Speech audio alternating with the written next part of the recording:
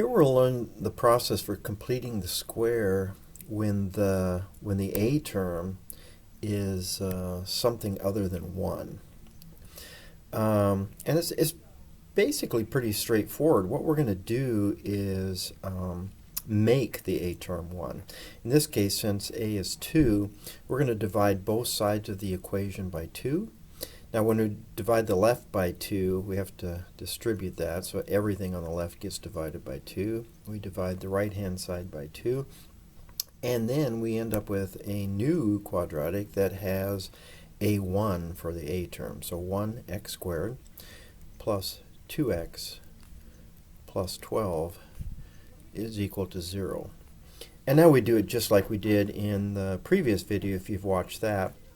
We want to figure out what would make this a perfect square or trinomial. Again, we look at the b term.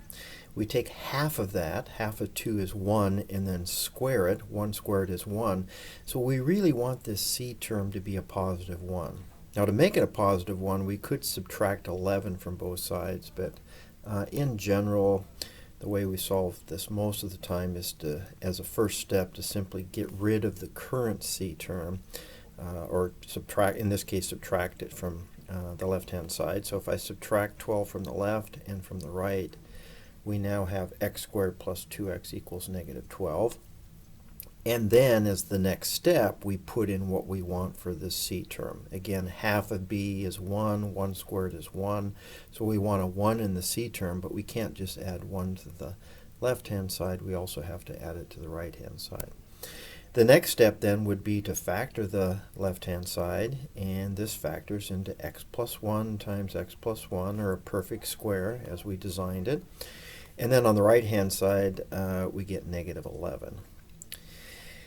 And then finally, we take the square root of both sides, and remembering when you take the square root of the right-hand side, you want a plus or minus on it.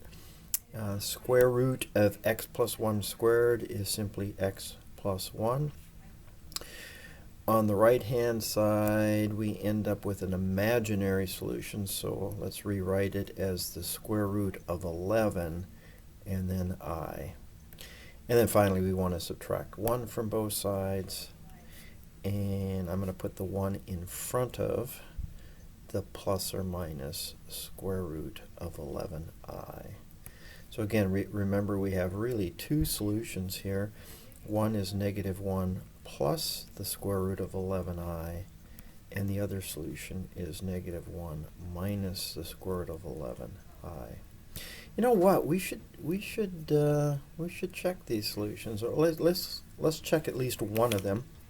So checking them means to put your solution back in the original equation. So I'm going to rewrite the original equation, but I'm going to put in the negative 1 plus the square root of 11i. So we have 2 times that squared plus 4 times negative 1 plus the square root of 11i. And then finally plus 24, that is supposed to equal 0.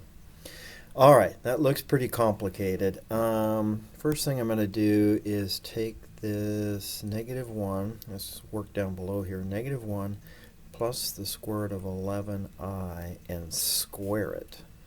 Let me write out 2 of those factors because we're basically going to FOIL this. Let's see, negative 1 times negative 1 is positive 1.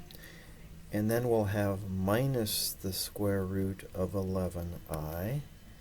And then we'll have another minus the square root of 11i. And finally, if we take the square root of 11i times the square root of 11i, square root of 11 times square root of 11 is square root of 121, or just 11, and then I squared. Let's simplify this further. We have 1 minus 2 square roots of 11i. And then since I squared is negative 1, this plus 11 is plus 11 times negative 1 is minus 11. And then finally, combining the 1 and the negative 11, we end up with negative 10 minus 2 square roots of 11i. So we're going to take that back. And let's see, we're going to put it back in the original up here. So we have 2 times negative 10 minus 2 square roots of 11i plus 4 negative 1 plus the square root of 11i, but we have to multiply that by 4. Squeeze the 4 in there. Plus 24. Now we're going to simplify this to see if it is indeed 0. 2 times negative 10 is negative 20. Minus 4 square roots of 11i. Distributing the 4. Whoops. Plus, it would be a minus, right? So minus 4. And then plus 4 square roots of 11i plus 24. Does that equal 0? Well, you can see we have minus 4 square roots of 11i plus 4 square roots of 11i, so those drop out. We've got a negative 20 minus 4 is negative 24 plus 24 equals 0. 0 equals 0. Check. The solution works. There you go.